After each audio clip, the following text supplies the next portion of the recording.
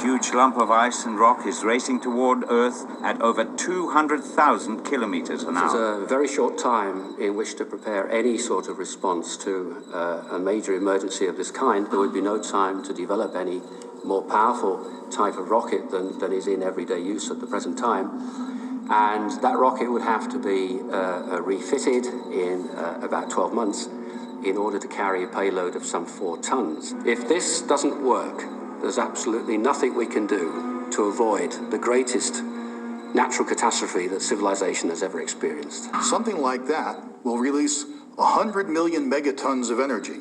It plows through the atmosphere in a second or two. Whether it's a deep ocean or not, doesn't matter. It's so much bigger than even the depth of the deepest ocean that it just blasts out a huge crater. This is going to obliterate all the life on a continental scale. Anything that's unprotected is going to die within the first few minutes after this impact. The problem with this is we have to wait until the comet is really quite close to the Earth, about 2 weeks before the impact.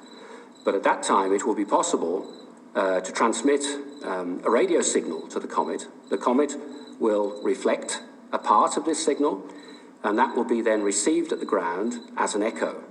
Now, the transmitted signal will have a particular frequency, and the echo will have a slightly different frequency. And on the basis of these radar data, that we will then be able to calculate exactly where on the surface of the Earth and at what time the comet will hit. I went out and interviewed people and asked them what were they doing to prepare. And what we found was that people who were older, people who had higher income and the ability to buy supplies, but also people who had an internal locus of control, those people who believe that what they do can make a difference to prepare, were more likely to prepare than those who had an external locus of control, those who believed that what was going to happen to them was determined by fate or by luck. The tremendous amount of energy involved in an impact of this magnitude would cause the release of charged particles. There would be no time to develop any more powerful type of rocket than is in everyday use at the present time, and that rocket would have to be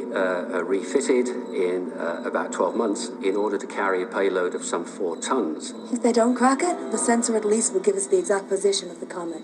The vast explosive power of the warhead is dissipated into space. The comet remains on course for What's Earth. really going to cause the Earth problems is the high-speed ejecta that falls all over the Earth.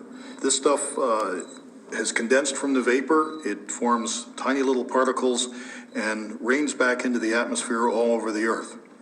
At the same time, there's a lot of rock debris, fist-sized fragments that fall in here and there around the Earth. But the dangerous part is really these small particles. While the particles penetrate the atmosphere, they heat themselves up, and that causes thermal radiation that bathes the surface.